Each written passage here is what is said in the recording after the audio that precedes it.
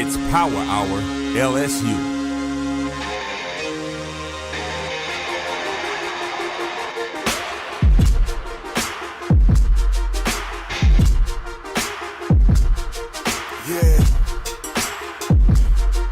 Man, I'm headed to the field. Terror of the tiger, I'ma always keep it real. Everything gon' get devoured. It's the power. LSU with Carter, it's the power. LSU with Carter, man, I'm headed to the field. Terror of the tiger, I'ma always keep it real. Everything gon' get devoured. It's the power. LSU with Carter, it's the power. LSU with Carter, man, I'm headed to the field. Terror of the tiger, I'ma always keep it real. Everything gon' get devoured. It's the power. LSU with Carter, it's the power. LSU with Carter, man, I'm headed to the field. Terror of the tiger, I'ma always keep it real. Everything gon' get devoured. It's the power. LSU with Carter, it's the power. LSU with Carter. Let's go. Are you freaking kidding me? This was one of the weirdest rollouts of an elite recruit I have ever seen, but Jaden Boo Bryant has committed to LSU. Are you kidding me? I wear your name, Jaden, on my wrist every single day. Obviously, that is in honor of our dog, Boog, who passed away a few years ago. But man, oh man, oh man. He has committed. LSU has themselves another top 150 recruit for the class of 2027. That goes alongside, to me, one of the great quarterbacks in Louisiana high school history in Peyton Houston. We're going to talk about Jaden Boo Bryant and everything he can bring to LSU in 2027.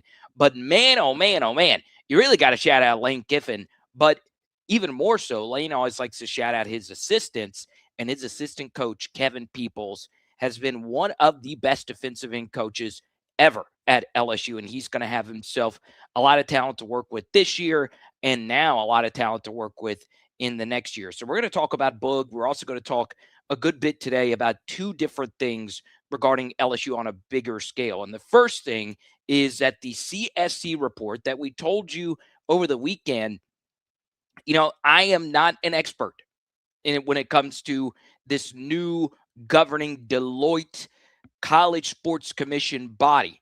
But what I could tell you is from the get-go, LSU football felt comfortable that LSU was going to be just fine with this new allegation that was blown up by The Athletic, with the LSU football helmet being the thumbnail image of the story that they did.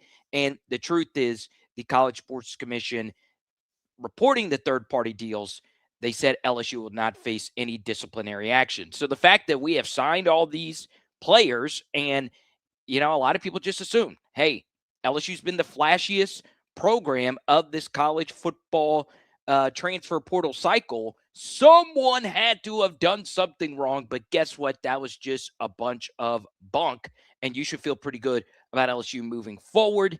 And, of course, LSU on their end did confirm at least one of the athletes was being investigated, but according to multiple reports, it was not a football player.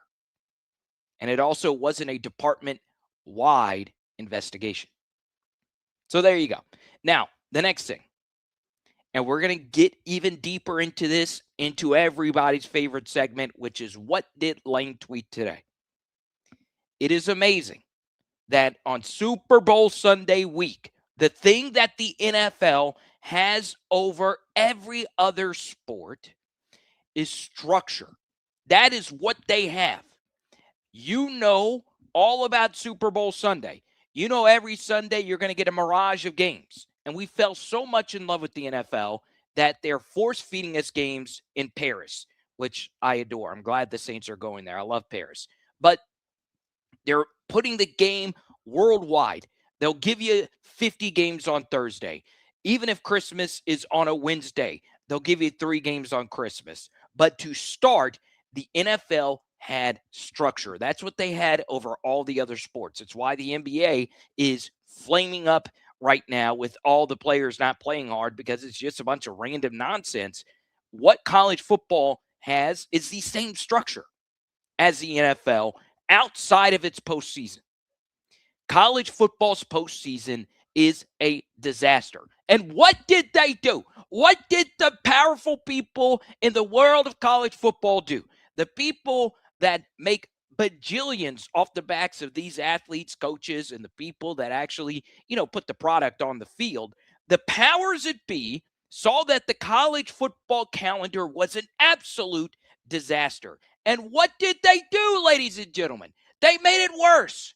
They made it worse. All I want as a bastion of college football, all I want as a sounding board for the great sport of college football is for them to see a problem and make the problem better. But no, college football, I have figured this out. This is a massive trick on all of us. They are playing a trick. It's one of those Rorschach tests. They want you, whoever you are watching this right now.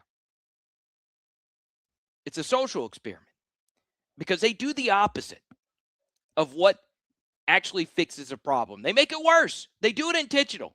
It is totally intentional. Because today, we figured out that the college football quarterfinals will officially be 1 month away from the actual national championship game. So we'll have college football played on New Year's, quarterfinals. A lot of you know all about that. And then 2 weeks later, we'll have the semifinals. And then 2 weeks after that, we will have a national championship game being played on January 25th. January 25th. And here's the thing. You're a diehard. You watching this, you're a diehard. You're going to watch it anyway. But the problem is where you make money in life is with the casuals. All right? You make big money with casuals. It's just the truth. College football loses too much steam. And the problem is no one really saw that because the national championship game was so good. And this year's college football playoff games were compelling. Indiana blowing everyone out is compelling because the Indiana story itself is so powerful. Ole Miss played all these amazingly close games. Georgia, compelling. Iconic Sugar Bowl, New Orleans, you get it. Then, of course, Ole Miss versus Miami, an all-time great college football playoff game. And then Miami versus Indiana. So many NFL pros on the field, all-time iconic game, ridiculously good rating. And guess what? It was fine. Everybody's checks were cleared. Everybody was happy. College football got a massive rating. I don't think it's a popularity thing. I really don't. But what I want to tell you is that Lane Kiffin called it out himself. He called it out himself. And he said, and I was going to save the tweet for a little bit later, but he basically just said, look, why do we have such large periods of time between the college football calendar? It just doesn't make any sense. And the number one thing that a lot of people are complaining about behind the scenes in college football is the calendar. All right, so this graphic via On3. Somehow the calendar got even worse on purpose. Kids play until January 25th and almost have a month between the games. It just doesn't make any sense at all. It just simply doesn't make any sense. And I wish it did. I wish I didn't have to bitch and moan about this. But it's hard on the players. It really is. And I understand you would think the opposite because there is such a long period of time. But you got to remember, if you're in the college football playoff and you don't play in the conference title weekend, you have huge gaps, right? You can theoretically not play, or you could play a final game on Thanksgiving weekend, get a bye, and then not play until November. So you go week after week after week after week with the bye week mixed in there. Then you could go a full month without playing a game. So I don't know how they didn't fix this. I don't know how they didn't call the bowl sites and say, hey, We need to do something. But that would cause college football powers at B to actually get off their asses and do something about it. But they didn't want to. So it is what it is. But Lane agrees. I was in my car. I was enraged, released a tweet, video about it. Drove me nuts. Now, next thing. Before we get a little bit deeper into recruiting, we're going to get into all your comments. You can see the memberships. We're up to 73 members. Our goal is up to 100. And obviously, my main goal is to get some of the members, or just you, to join our Patreon, join our Discord. Who Dat Tiger joined our Discord today.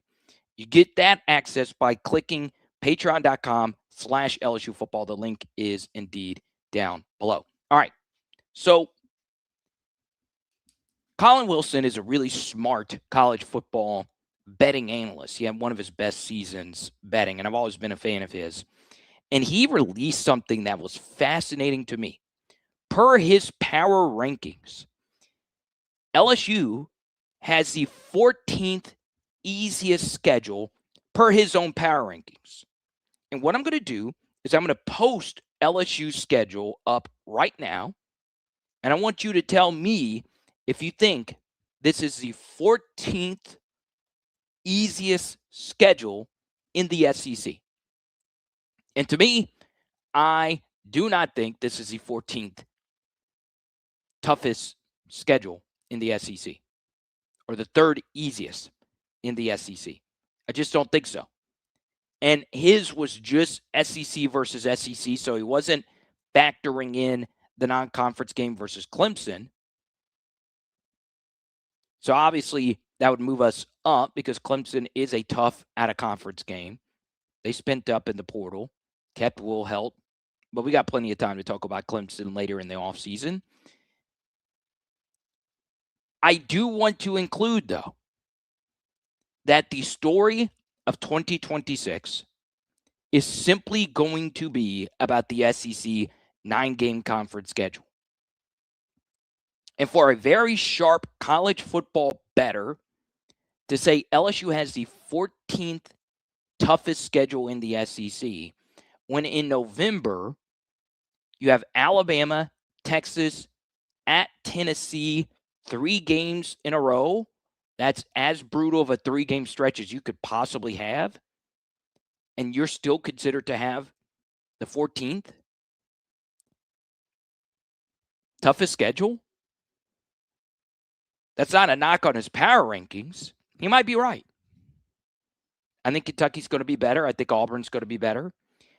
What I would tell you is buckle up. And I'm going to give all of my audience an opportunity all offseason to bitch and moan about the 9-game conference schedule. You know where I stand on it. You really do. Okay? But the truth is, whether it's a 9-game conference schedule or an 8-game conference schedule, next year is going to be one of the more chaotic seasons we have ever had at LSU. Honest to God. Brand new coaching staff, 9-game conference schedule, 12-team playoff remains. Everything got harder. Everything. But now, this is why getting Lane Kiffin is so important. Because you're probably going to be favored on the road at Ole Miss, depending on how these first couple of games go. We don't know. You weakened one of the 9 SEC teams you have to play next year. And you strengthened your own team. The margins are so thin now where basically it might just simply come down to who spent the most. And this offseason, we objectively spent the most money. Not necessarily on roster, but on everything. Coaches, assistants, staff, their rearrangement. You can also talk about the time it spent for us to organize all of what we needed to organize. All the extra flights, all the extra bonuses we had to pay to Lane Kiffin for these college football playoff wins. And so on, and so on, and so on. So for me, and whoever you are watching this right now, the schedule is the schedule. But I would also say you are going to watch the SEC next year catapult itself into a different sport. I'm serious. With that extra conference game, you are going to be in viewing pleasure because the Big Ten is a big have and have not league. The middle isn't that strong. It's just the truth. That's not the case in the SEC. The middle, arguably in the SEC, maybe starts with Alabama. And by the middle, I'm talking about teams like 5 through 10. It might start with Alabama. So I'm so excited for the SEC. And I'll be honest, this is the single most excited I have been about the SEC going into a year than I have ever felt before. I've never, ever, ever felt this way about this conference like I do right now. I love it. And this is a message to Greg Sankey. And you can clip this, share this with whoever you want. This year is going to be about people bitching. Well, things are too hard. The SEC schedule was already the toughest. Greg, I love you, man. I love that you got this done. I'm the only one in your corner on this, Greg. But this will also be the year where the SEC is being doubted. That's what I love about this season. This year, the SEC is being doubted. You can't really say that about any other season because deep down, everyone knew who the best conference was in college football. But now that Indiana has won this natty, and they have won 3 natties with 3 different teams, now people are doubting the Southeastern Conference. And I love that. And one of my wishes is to make it somewhere in college football where I have a national audience, or maybe I'm working in the SEC league office or a team. This would be the only message I would give to Greg Sankey. This would simply be what I would tell Sankey to tell the rest of the league. And I would also lead with this at SEC Media Days. I would tell every team they're doubting you. For the first time since I have been an athletic director, the public is doubting your dominance. Our motto is it just means more. I delivered one more conference game to prove that we are the best conference. So this year, and this is me talking as Greg Sankey, I'm telling you right now that people are doubting you. They are doubting the absolute message that we have sent everyone else. So we are the best, and everything just means more. So I am issuing you a challenge. Take our league to the next level. Make your team better. Because let's be honest, even if you don't think bowl games matter, the peripherals don't look great. They don't look great. Buddy of the show, Chris Marler, tweeted this out, and he was right about this in terms of On3's rankings. Big Ten signed more 5-stars this last recruiting cycle. Big Ten kicked our ass in the bowl games. Hell, we lost to Houston. It's not a Big Ten team, but we lost to them. Don't care if it's an interim coach. We lost to Houston. And Tanner Koziel. So I am sending a message if I'm Greg Sankey. People are doubting you. Let's go out there and show them what real football is all about. All right, let's get to as many messages as we possibly can. Once again, a little bit longer of an opening rant. You guys know what I'm really passionate about, and I love Jaden Boo Bryant. But we got a long day until signing day. We're going to do a film study on him. I love Peyton Houston, but if your name is Boog, you immediately become my favorite player in the class. Boog is my favorite name on the planet. Ronnie says we won't know anything until the first game is played. LA Mom was first in the chat tonight. We say, Cass. What's up, Cass? Tony, PHL fam, holding it down in Kansas. Shout out to Darren Peterson. My goodness gracious. I talked about this on a pod last week. How many returning starting quarterbacks does LSU face? So let's go into that. I think what truly matters here isn't necessarily how many starting quarterbacks does LSU face next year. The bigger question is, did the team improve at quarterback? That to me is what I really want to know. Clemson, did they improve? Probably not. I still think Cade is good, but he wasn't really that great last year. Can't wait to see what the Fighting Chad Morris offense is going to look like. It's probably going to be disastrous. Ole Miss, well, you know what's going on there. A&M's got the same quarterback. Kentucky, did they upgrade at quarterback? Kenny Minchie is now their guy?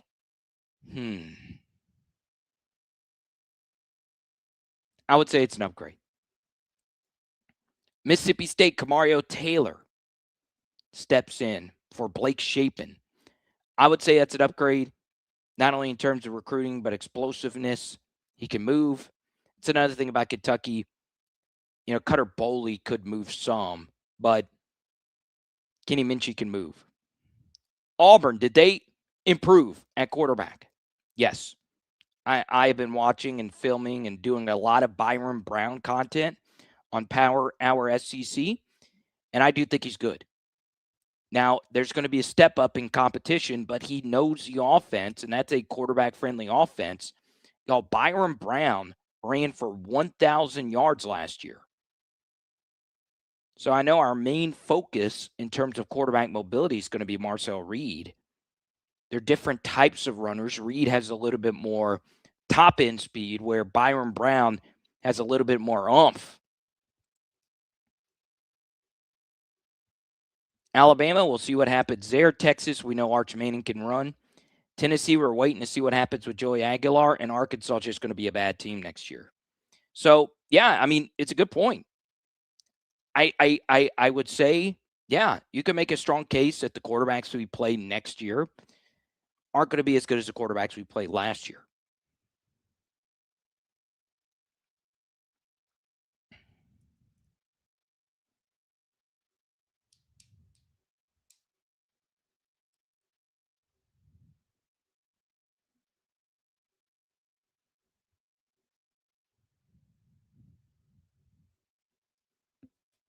I'm very excited, but I would have been fine staying at 8 conference games. Little RKK says you might be late with Brian. He committed to Lucas. I don't know, Lucas.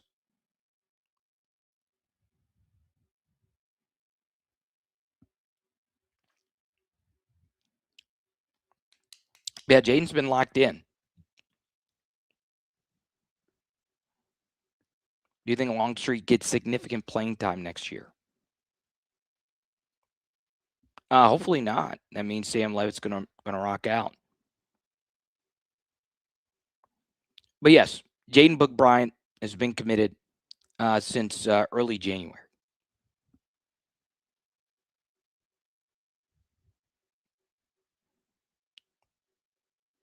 I've been very excited about this year too, Carter. Go Tigers. Dakota. Let's go here. Expanded playoffs means expanded schedules, no matter how idiotic it is. True. Going to 9 only made sense if they were expanding the playoffs to me. Money, of course.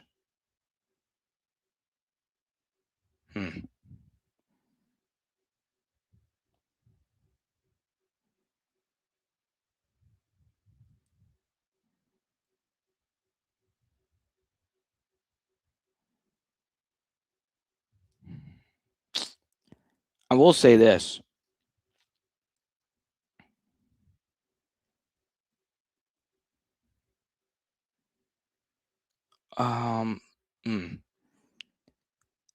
I do want to discuss this with the Giants. I found this to be interesting. So Charlie Weiss just disappointed the entire city of New York City. Okay. So they went and hired Charlie Weiss Jr. And he ended up picking LSU. And I'm staying with LSU. What I would tell you about Charlie is he might have just tanked the entire Giants season. Not necessarily because he's a great offensive coordinator. He is. But the Giants decided to go with Matt Nagy today. Very interesting. But no, Jaden Bryant, I led today's show with him committing to LSU. It happened last month. All right. Today, though, was the first day that he tweeted out that he was with all the coaches over the weekend. He, to me, is one of these types of defensive ends that can do it all. And what I think has happened is when you look at the defensive end position, it changed and went through a pretty radical identity shift. So you take a look at historically the LSU defensive ends. He was an end that I believe was more of an every down type of fit, whereas we brought in so many of these lighter defensive ends that aren't necessarily 3-down players. And I think for me, I prefer my defensive ends to be 3-down players. So you look at some of the other ends that we've committed over the years, they've been more so built like wide receivers. And they're smaller. So for me, I prefer these thicker defensive end types, 245, and they have traps. This guy just explodes off the football. Man, I just don't know what else to say. Like, I truly do think he's special. Now, I'm starting to think my judgment is starting to get clouded with him being named Boog and his last name being Bryant. But I felt like this guy is special. I really do think so. And I think our luck of some of these top 100 recruits not turning out to be good are not really turning out to be what we expected. I think that's going to change. Thank you so much, M. Dingle. And it's Mike Collins who picked up the gift membership. I have to look over here. I'm not able to see it here. But, man, this kid's going to be something, man. I really do believe it. The state of South Carolina breeds defensive ends. How about that? All right, coming up next, what did Lane Kiffin tweet today? It's going to be some of the stuff that we've already discussed, but we'll get to that right after this. Power Hour Network listeners and viewers, you might be consuming this content with that crick in your back that you've been trying to get rid of for so long. Take this as your sign today to book your appointment with LabourdTherapy.com. In the Lafayette region, there is no one that you will find that cares more about any different type of pain that you might have than the team at LabourdTherapy.com. Book today. Once again, that's LABORDE therapy.com, or you can visit one of their 5 locations all throughout the Lafayette region. Are you a die-hard LSU fan? And would you like to understand the complex game of football better? Well, sign up today for our PHL Patreon. This is his second touchdown. Counter G, why you're pulling the guard. We dive deep on recruiting and the transfer portal at a level that you have never seen before. film breakdowns from so many different angles, and my personal favorites, oh yeah, the analytics, baby. I like to get nerdy. We take a look at cutting-edge statistics that help all of us understand LSU football even better. And guess what? Every new sign-up gets a Joe Burrow card in the mail for free. But we got to save the best for last. Our private Discord community of LSU fans from around the globe. Sign up today. Patreon.com/LSU football and put your name on our wall of patrons. Special thanks to everybody who's on here. Let's freaking go. All righty. Brian says, could you imagine what the football schedule will look like with the 2014 playoff? M. Dangle. My daughter CJ says hello, and I say hello to you. So I'll be honest. All right. What I thought happened today, I was like, this was just weird. So, yes, and we've already covered this as well. So Boog Bryant committed on 1/3/2026. All right.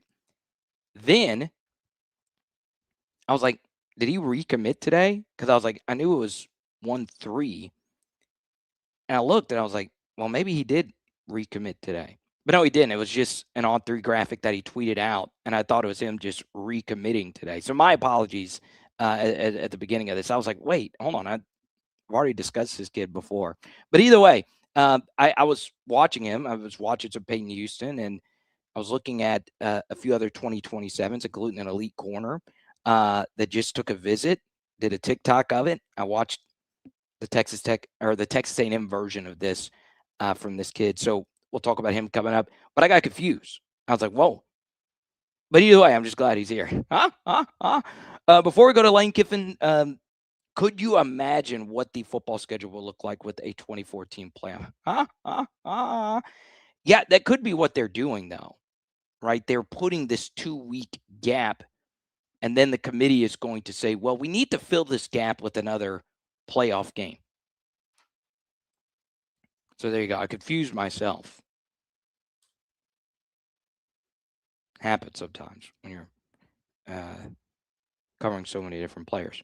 Now, we go to what did Lane Kiffin tweet today?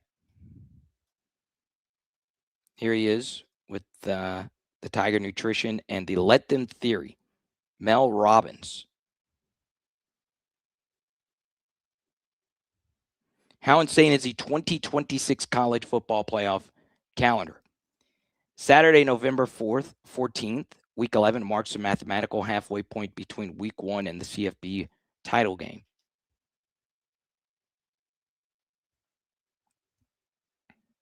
It's nuts. I'm telling you right now, if there is one take that I believe will hold true, the best month of the college football season is October. It's no longer November. It is October.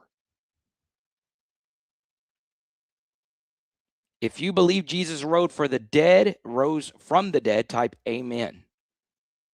Lane said amen. Amen. I believe that too. We do welcome people of all faiths here on PHL. EJ, we've talked about him. I followed EJ recently. Wearing the Southern hoodie. I like that, EJ. Go Jags, go. Adrian Lamb, the offensive tackle that LSU has landed. 10th transfer pickup for LSU's offensive line. So I saw the photos of Adrian's family and him in Tiger Stadium. Dude's big, but his family, they're all tall, right? But here's Lane again talking about the college football calendar. Not good.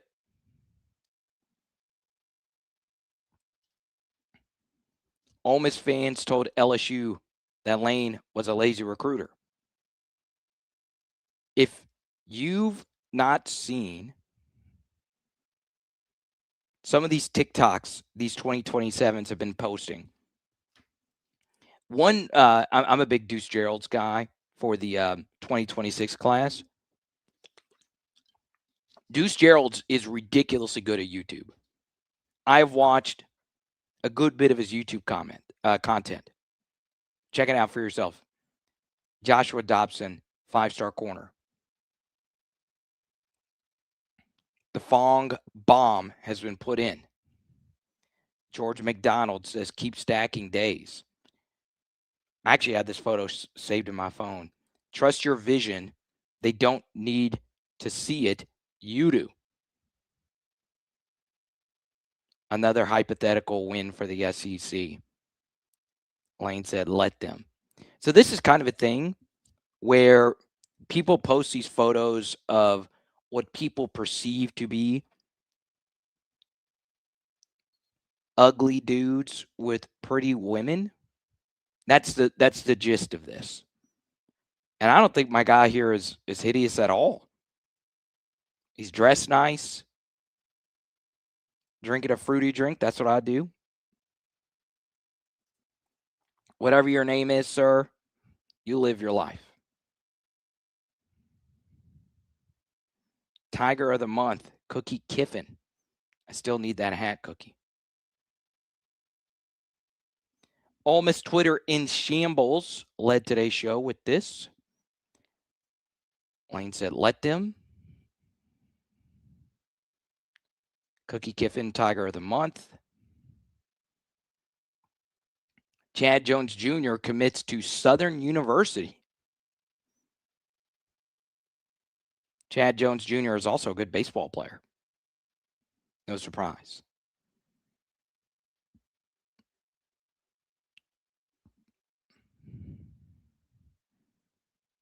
Hey, Ross Dellinger, The Athletic, Matt Baker, any updates from your continuous BS hit piece articles? Lane said, let them.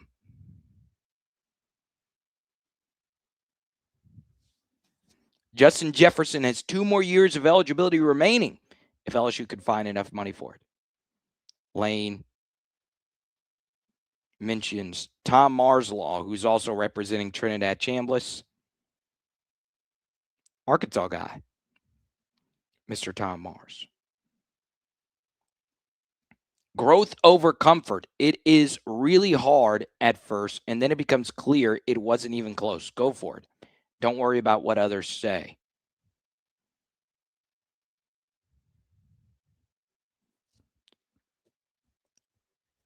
Story on Adrian Lamb.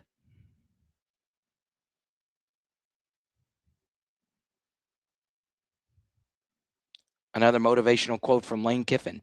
Have the best day ever, everyone. Love you all. Go into dark caves. That's where the biggest treasures are. Don't stay in comfort. In the end, your life is not going to be summed up by how you tepidly graze the surface, how little you tried, how ironic you were, how infrequently you open up your heart. It is not going to be summed up by how many times you failed, but the one victory it was building up toward. I know how hard it is to imagine yourself at a succession with all the younger parts of you that do not align with the person you are becoming, but at the end of the day, those people will not be remembered.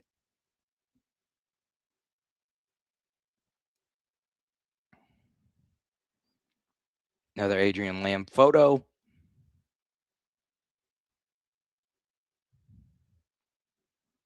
LSU 1 of 1.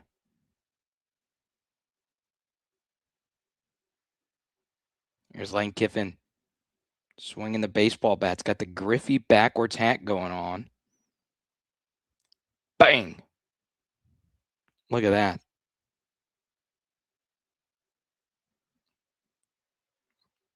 He would do this at Ole Miss too.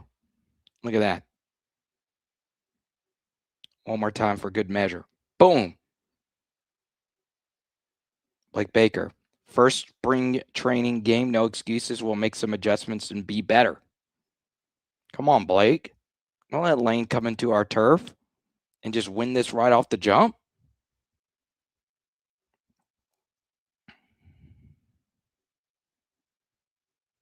Trey Martin here at Junior Day. Love to see it.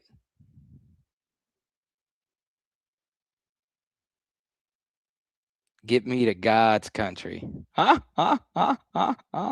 Oh, man. That's funny. That's a very internet joke. And basically the gist of it, I don't believe Morgan Wallen is seriously in VR, but this is a ironic post because Morgan Wallen he did Saturday Night Live, I think, if this is what this is referencing. And then he got on a plane, I think, to Tennessee, and he put a quote out, "Get me to God's country."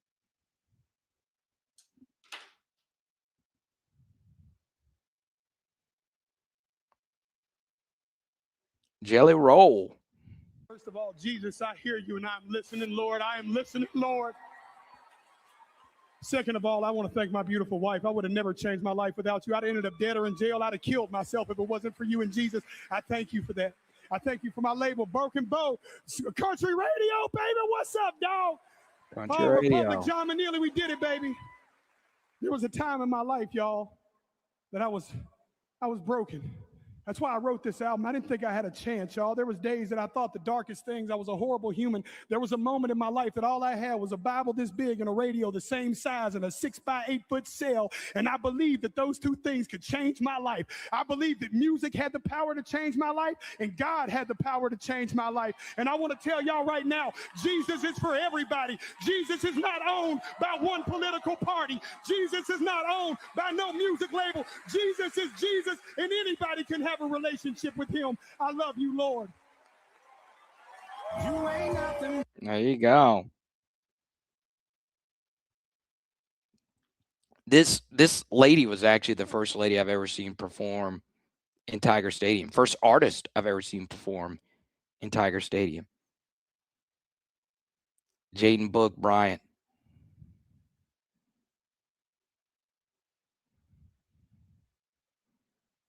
Screenshots are the gift that keeps on giving.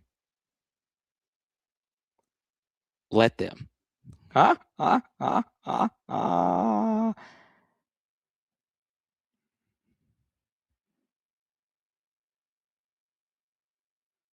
Crazy.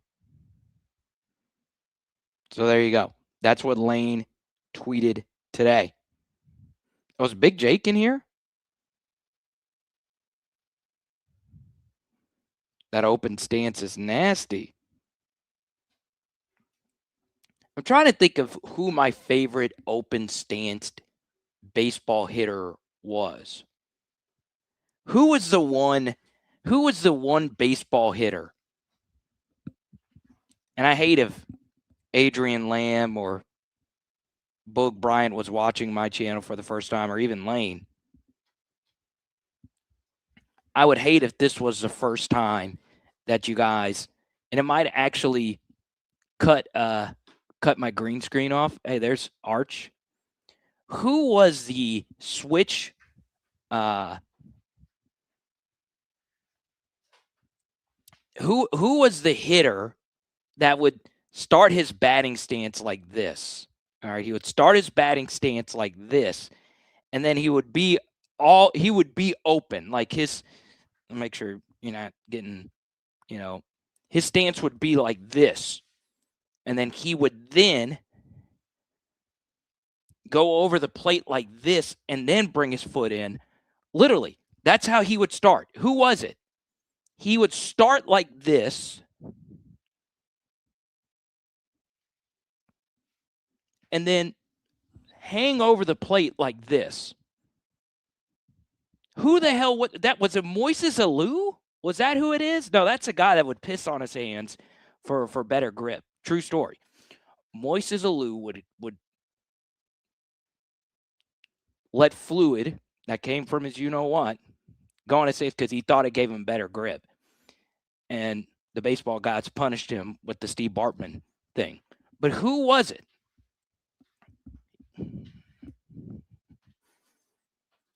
Someone's got to let me know. Who was the batter? Chance, you know everything. Who was it? But I'm trying to think who my favorite open stance.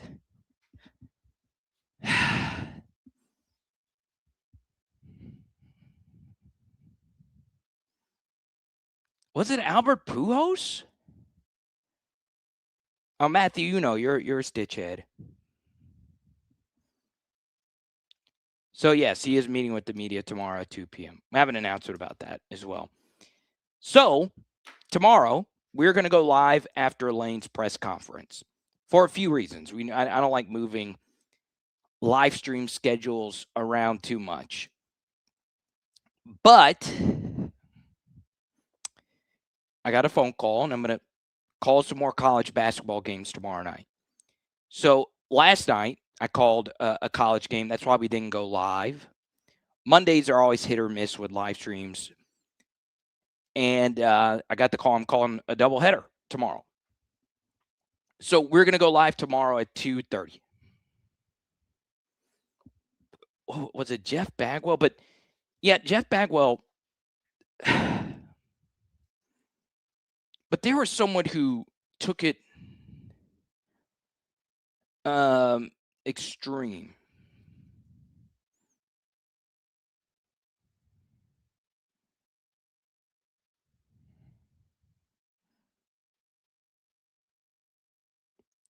Who?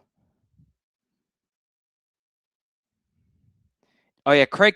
Yes, I think you're right. I think it was Craig Counsell. Who I might just be making something up. I really hope this isn't the first time, because I had that stupid mistake at the beginning of the stream. It wasn't a crazy mistake, but yeah, I will be calling college hoops tomorrow, doubleheader, men's and women's, JUCO level. I love calling JUCO games, but also, and let me know what you guys think about this. I have been working on a recruiting project. I am addicted to On3. I'm addicted to 247 Sports. Love both of them. I will scroll for days looking at 247 recruiting data. Oh my God. I love it. And I kind of want to tell the story of every single college football recruit. And I found a way to do it. And I want you guys just to know, I like to be open with some of the things I'm working on. It's going to be really cool. Like, I'm literally finding these 3 stars that played for Wake Forest, and they have these incredible stories. And I'm just digging deep. So I'll let you guys know about it. I know Julie's going to love it. I know Chance is going to love it. But it is, you're going to love it. Okay? Now, Jordan has been making some new PHL merch for us. I'm pretty excited to share some of that upcoming. Jordan, don't tell him what we're working on.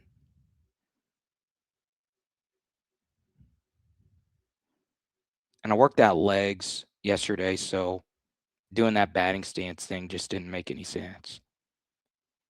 Jamie, good to see you.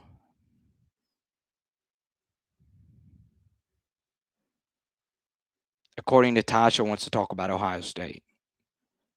Well, get out of here. Huh?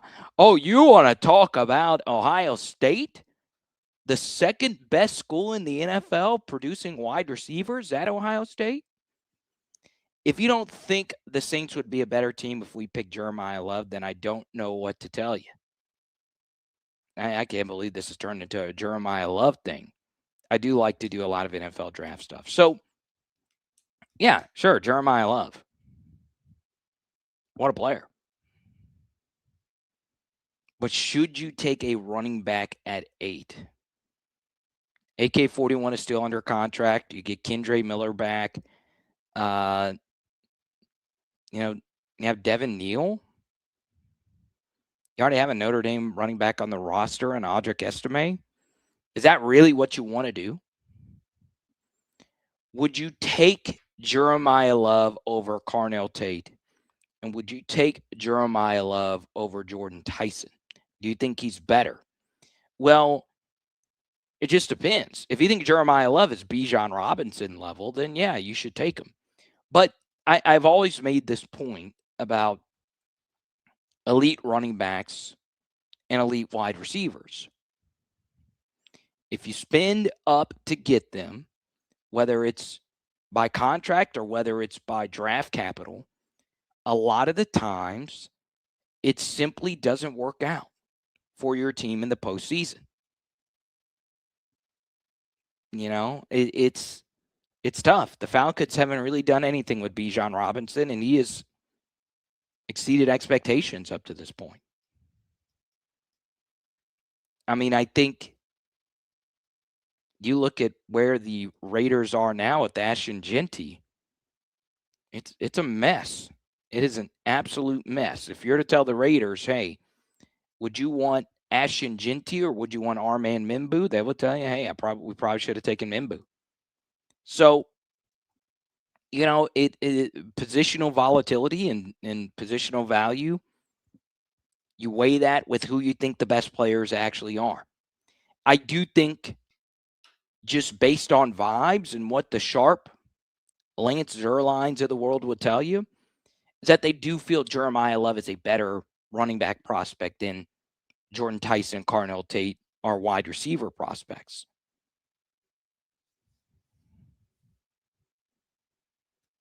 So you think Caleb Downs should be the Saints pick at 8 regardless,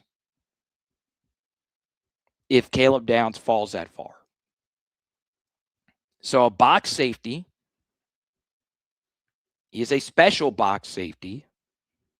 First day you saw him play for Alabama, you knew he was going to be a day 1 draft pick. You did draft Jonas Sanker last year. Looks pretty good. So, yeah, the Saints will have that question. What do we do when it comes to picking? Do we want to look at positional value? Because if you take Jeremiah Love or Caleb Downs, you're taking a position that the NFL simply does not value in the first round, as they do corner, as they do offensive line, as they do wide receiver. So let me ask you this. If the Saints are on the clock at 8, now take your bias out of this. Would you want Jeremiah Love over Mansour Delane?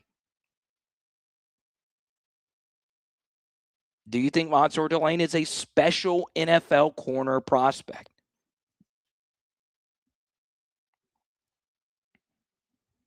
Positional value, corner over safety. That's what most would say. Saints have had a weird corner room with Delonte Taylor and JaQuincy. I just got burned again. McKinstry.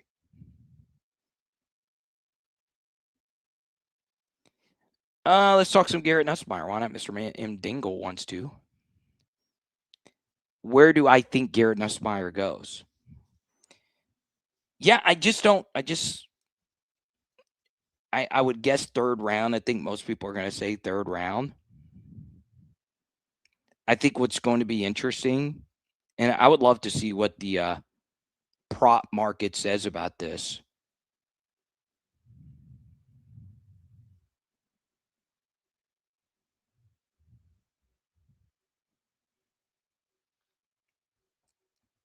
But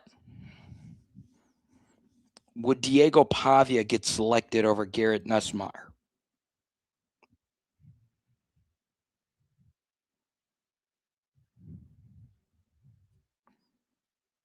Nuss could back up Sammy D.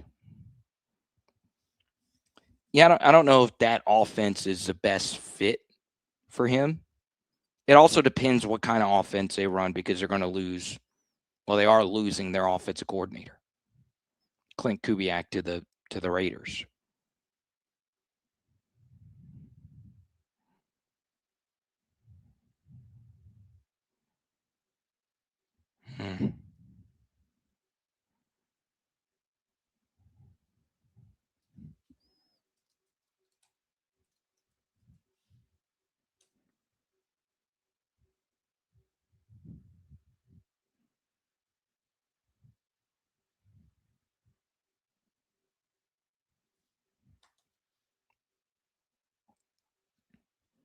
Now, I do want to touch on this really quickly. I wanted to pull up the schedule. I wasn't going to do a lot of women's basketball stuff, but I do think it's important to share what the next week is going to look like, because it is the biggest week of the season for LSU women's basketball. LSU at Texas, 8 p.m. Central. That'll be a Thursday tip. And then LSU at Auburn. Ugh. And then, of course, the big one. Saturday, February 14th, College Game Day, NBR, the basketball version. LSU, South Carolina. But this is a big thing. ABC. So, broadcast television, week after the Super Bowl. So you're going to have a really captive audience here. Big time. And you're on ABC. So this is going to be massive. Massive week of exposure for LSU. So why is the ABC thing so important? Well, that's how the women's basketball that we know of now blew up. Because we played Iowa on national television in a Sunday 2:30 clock. 9 million people watched. 9 million. And then, of course, next year, it was 15, 16, 17, the peak of the Caitlin era. So this is massive. You look at what LSU has done recently, though, their form is has been impeccable. LSU has always played well versus Texas with Booker, and we've already beaten Texas once this year. And last year we played a SEC tournament game versus them, and that was a weird game that we could have won. And we blew a big lead versus them on the road last year, if my memory serves me correctly. And you should be pretty excited. You should be pretty excited about that.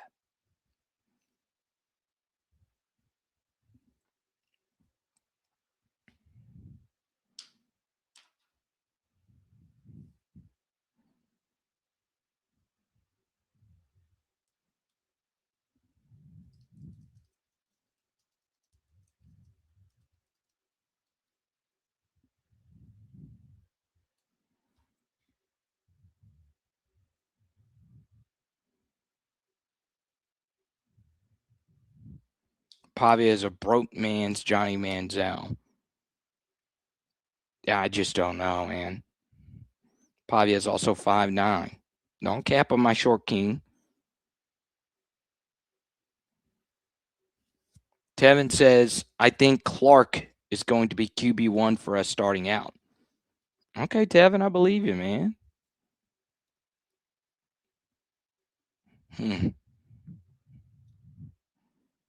Sibley will be in the house Thursday night in Austin.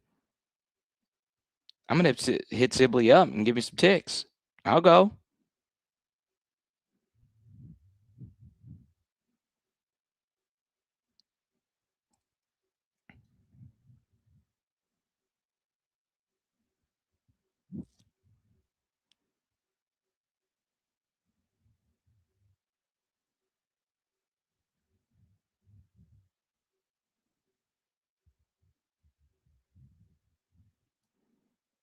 I'm going to play this. This is via Chat Sports.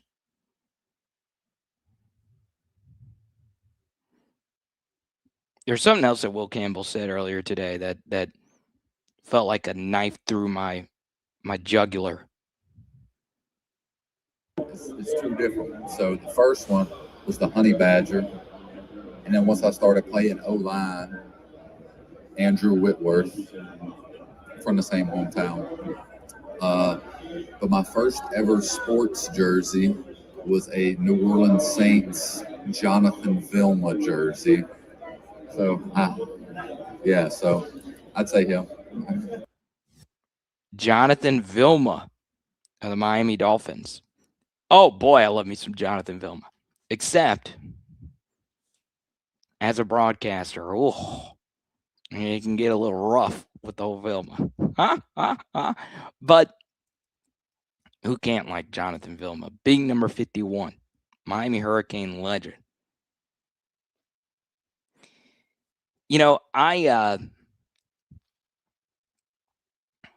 It's amazing how many times you ask somebody from Louisiana, who's your favorite LSU player of all time? Everyone says Tyrann Mathieu. It's either Tyrann or Joe. It's the most popular answers. But I did like him saying, hey, Andrew Whitworth, show some love to Big Wit. But Will said earlier, I read this somewhere. I didn't get to see the video of Will saying this, so it could be fake news. There's so much fake news out there. But apparently Will Campbell said earlier, he's never watched a soccer game a day in his life. Never. Will, bro, come on. Come on. Please. Don't do this to me.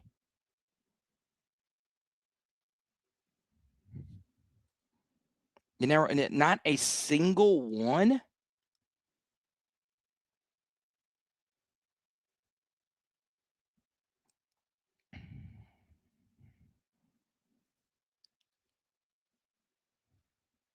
This was probably the coolest thing I saw today. It was actually a college baseball thing.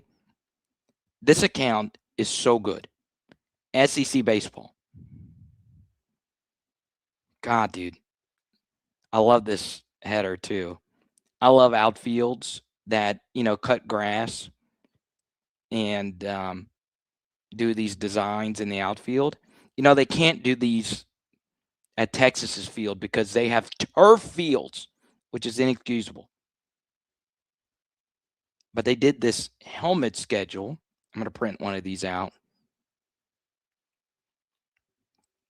And this is the SEC schedule when things really get cooking. And LSU's first series is at Vanderbilt. Ooh, the Fighting Corbinos. But SEC Baseball tweeted out something pretty interesting earlier today. Non-conference schedules for the weekend. All right. LSU home versus Milwaukee, Jacksonville neutral, Indiana, Notre Dame, UCF. Shout out Notre Dame. Shout out Paul Manieri. And then they have Dartmouth, Northeastern, Dartmouth, Northeastern, or Dartmouth, and Sacramento State at home.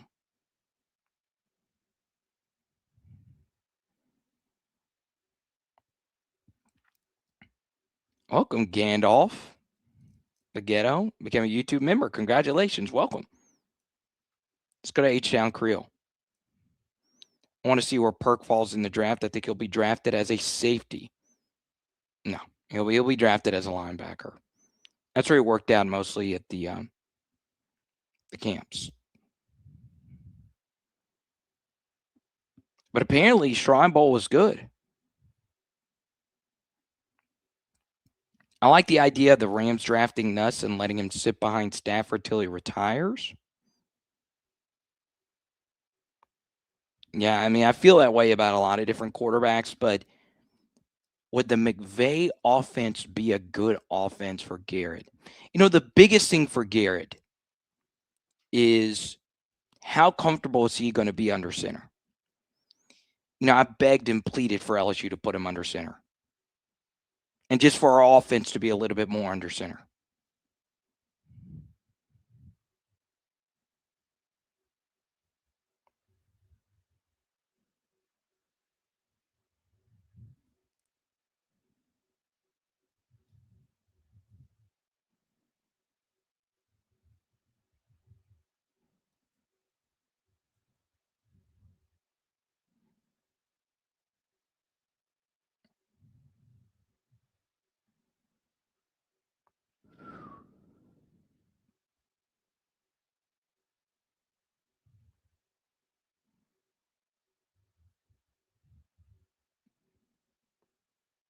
Let's see.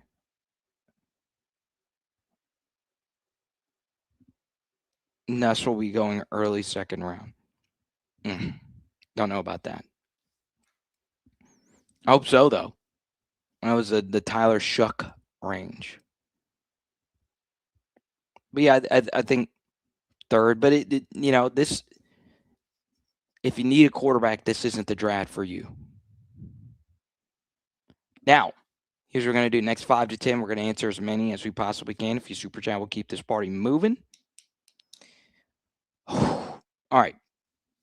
I want to talk here a little bit about running back at LSU. It's interesting when I go back and I look at a guy like Noah Cain. Noah Cain transferred. He was a Louisiana recruit, went to Penn State, and didn't work out there. So he comes to LSU. And Noah Cain was actually good. He was actually good at LSU. He's never going to be like the flashiest back on LSU's team.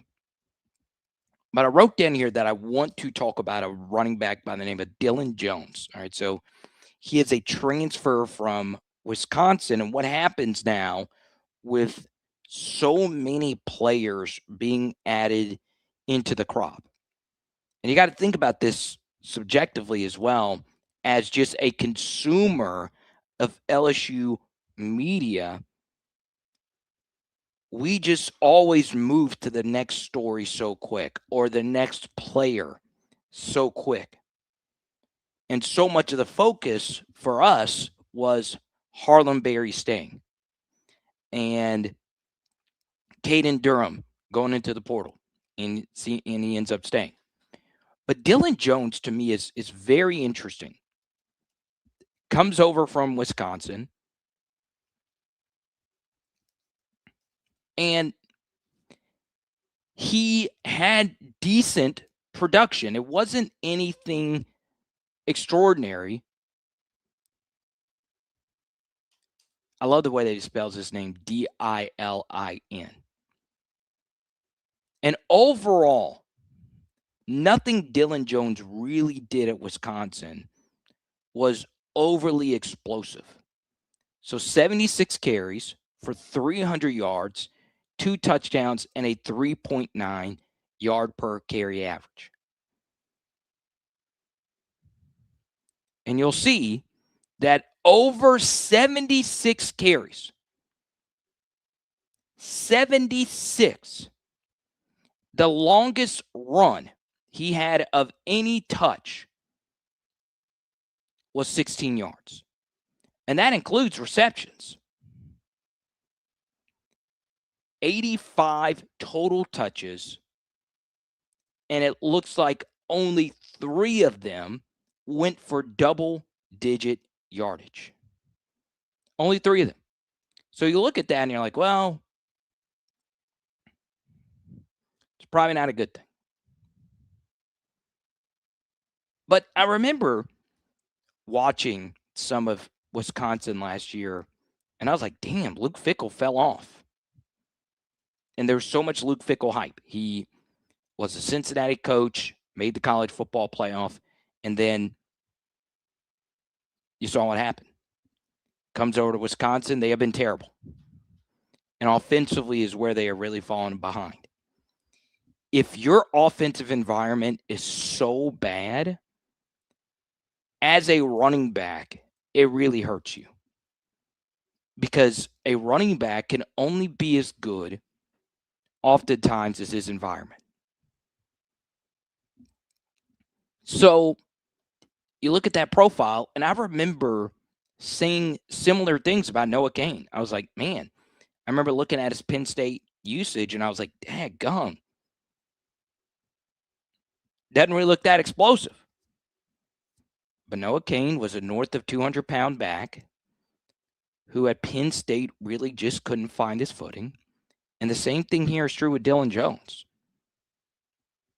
So it's very interesting. We've seen this happen in the past where the running back that doesn't really get the limelight is the one that kind of becomes a bigger factor of the entire offense.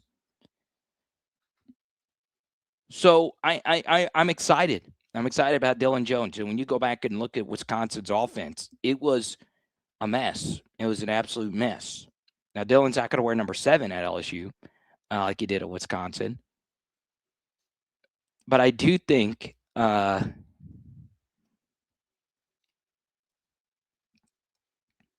I do think he's going to be a factor next year.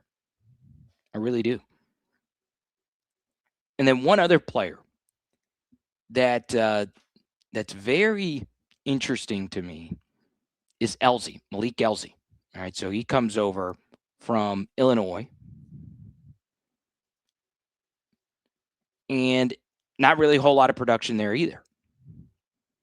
7 catches, 84 yards. He has 3 years of playing experience, 17 total catches.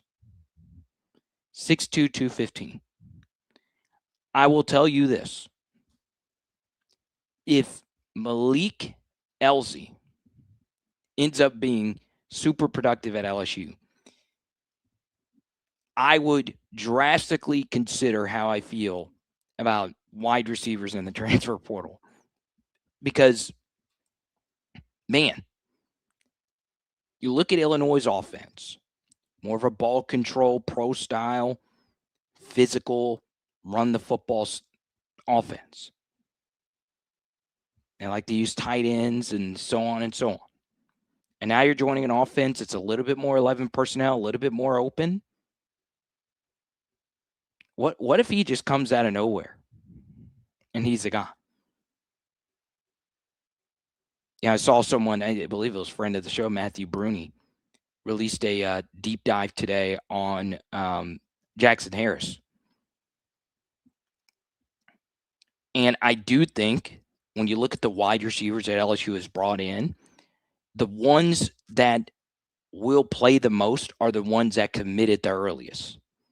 So that's Trey Wilson, Trey Brown, Jace Brown, and Jackson Harris.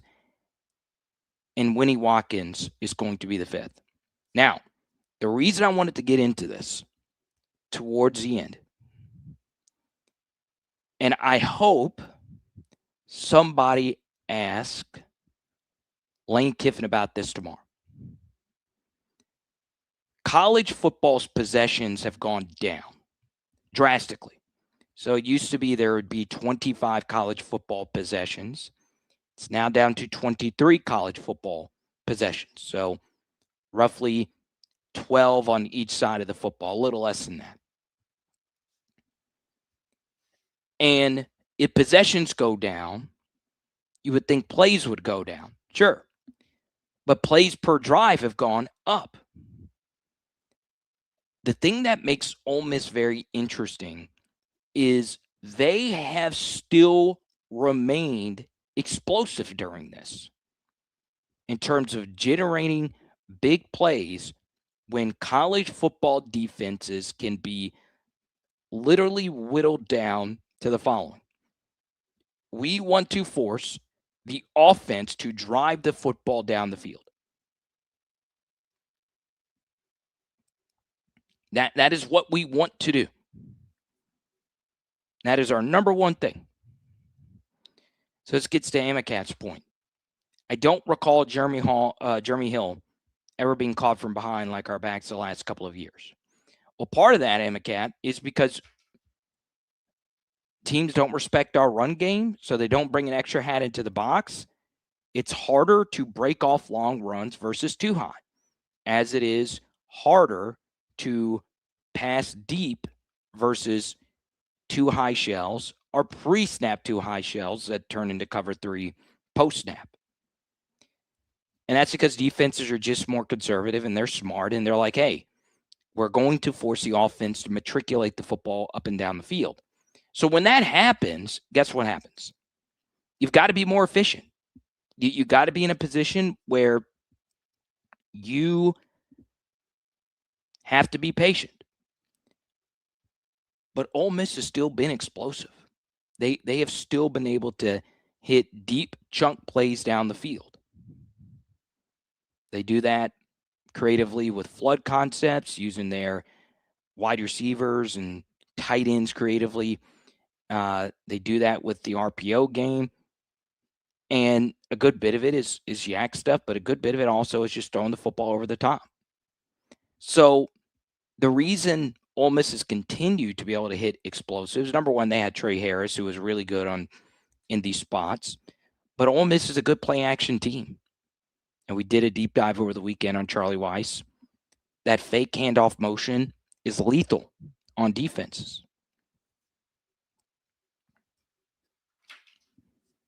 And when possessions go down, guess what happens? The margin of error shrinks. So if a player fumbles, that fumble is that much more important because you have one less possession per game over on average.